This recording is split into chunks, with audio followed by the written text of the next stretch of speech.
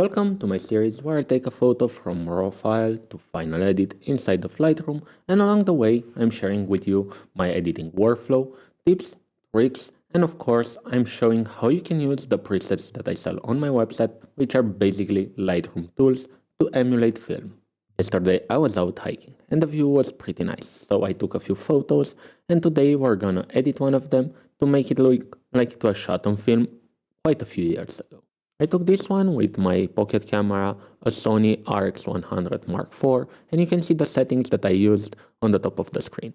And in the bottom of the photo, you can even see the Wi-Fi extender that I'm using to increase its Wi-Fi capabilities, so I can actually remote control it from my phone. I'll start by applying the profile correction and remove the chromatic aberration from the photo, and also crop it a bit tighter, because I don't want my Wi-Fi extender to be in the foreground, and I also don't think this bottom part of the image brings too much to the story. And I also have to correct the horizon line to have the clouds or the fog be straight into my shot. For that I'll use the transform tools, and this grid helps a lot so I can visualize where my horizon line should be, and I'll also compensate a bit on the horizon slider just to make the composition more balanced. I won't worry about this one as I will fill it up in Photoshop later on. While editing, I will have this white triangle up here, and I'll start my edit by removing a few distractions like this stick right here. Let's hope Lightroom does a good job with the remove tool. Now let's try and get as much detail as possible out of the raw file. To do that, I'm starting with Adobe Neutral. You can also go camera flat or camera neutral. This way you get as little contrast in the raw file as possible.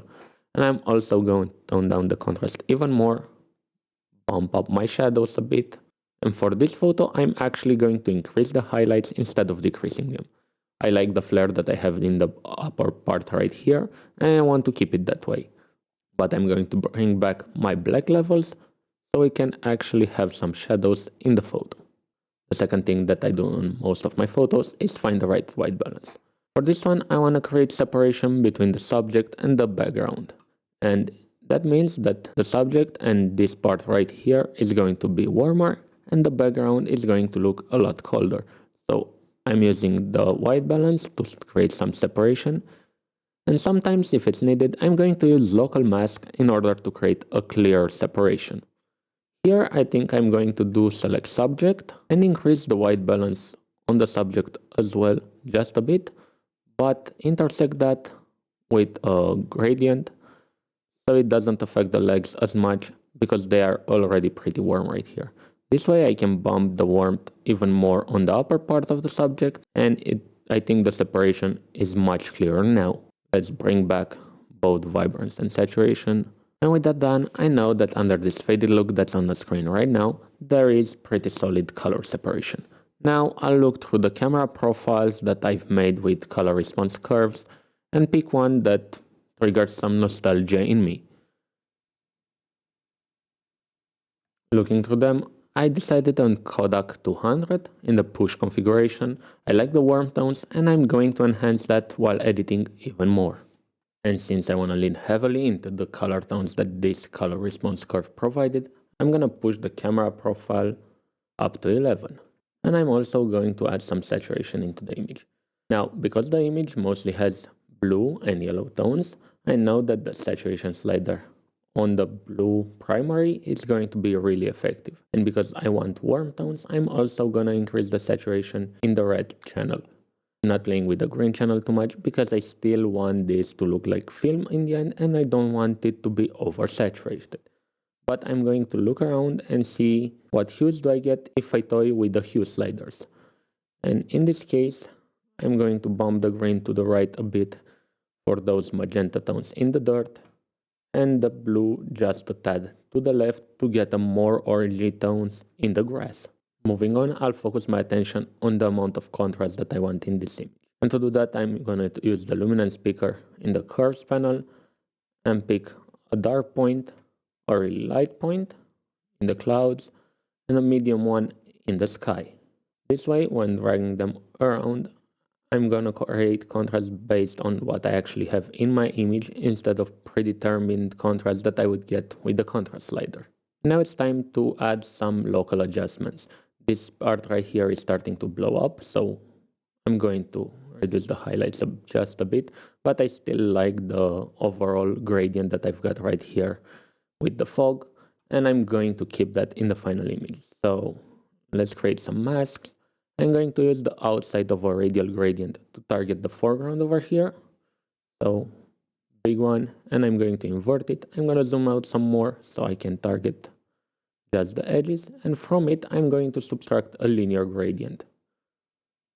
This way I'm getting a radial gradient over here, but that's not affecting the rest of the image.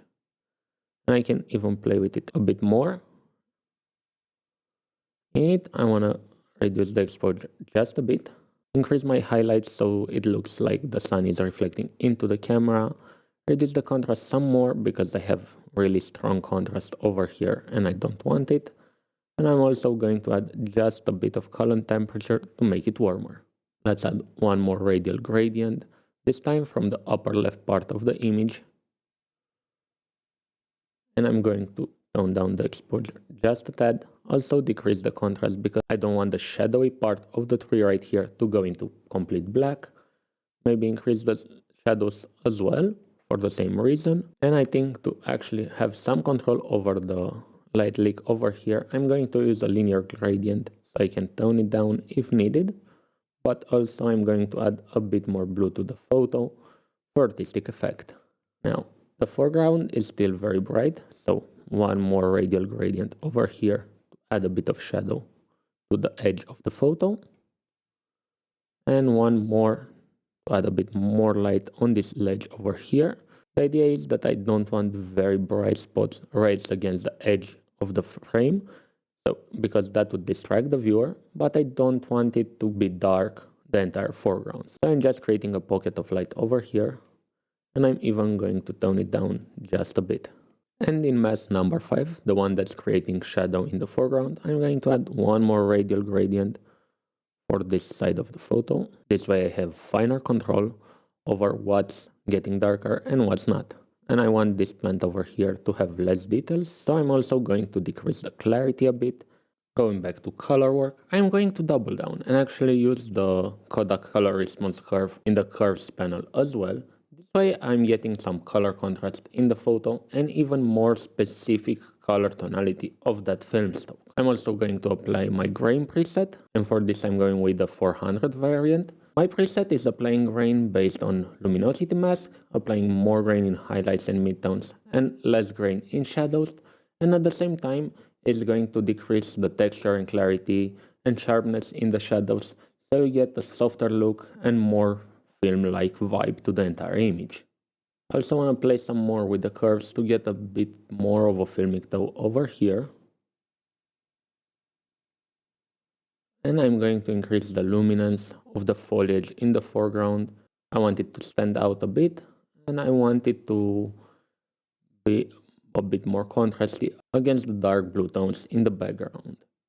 So a bit more luminance using the HSL, and also a bit more saturation, while I'm also going to drag just a bit the orange tones and the red tones into the yellows.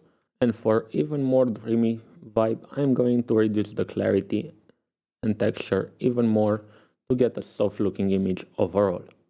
And I have the feeling that the upper left corner is really saturated and still very contrasty, but I already have a mask for that, and I'm going to go for mask 3, and I'm going to bring back the exposure, but not that much, and also going to reduce the saturation. But a better way to approach this would be to select a color point and drop the saturation just in the blue channel, but with a larger range, so it would actually affect the entire sky over here behind the tree. I want the entire photo to be rather low in contrast, that's luminance contrast, and have the contrast come from colors that are opposite, like orange with blue tones. And just a few more things before I take this to Photoshop to correct the empty corner over here. I'm going to add a bit of red in the shadows, but I'm gonna keep it really subtle, saturation like 5 or something like that. And I'm also going to add greens into the midtones to counteract that so they won't spill. And just as a final check, I'll go again through my color response curves and see if anything else tickles my nostalgia nerve more.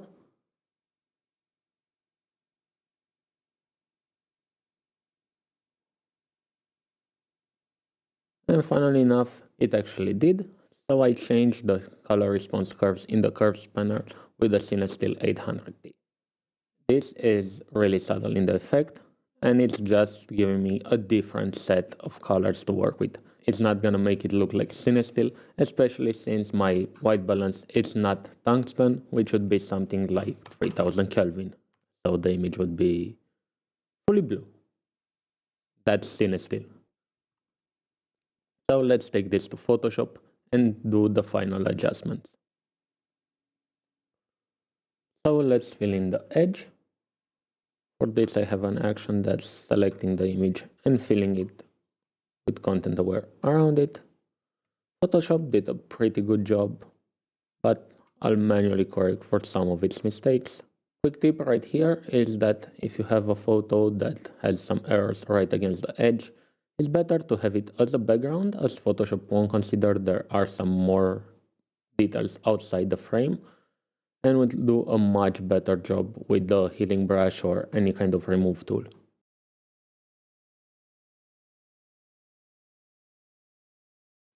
Now let me show you one more of my actions. I'm gonna go for RGB Channel Separation. This is creating a layer for red, green, and one for blue. And I like to use this one combined with just a tiny bit of warping to create a bit of chromatic aberration towards the edges of the frame.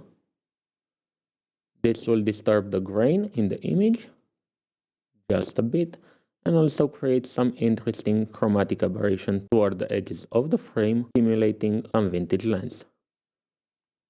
As you can see, the center of the image is rather unaffected, but toward the edge there is some chromatic aberration in the grain. I think this helps a lot with giving the impression of a disposable film camera. Now all I have to do is merge it down, and I'm going to show you one more tool that's still in beta, so it's not available on my website. It's called Color Density, and what I'm doing with it is basically getting subtractive saturation, an option that's really popular in film emulation tools on the video side of things, but that we don't really have in photography.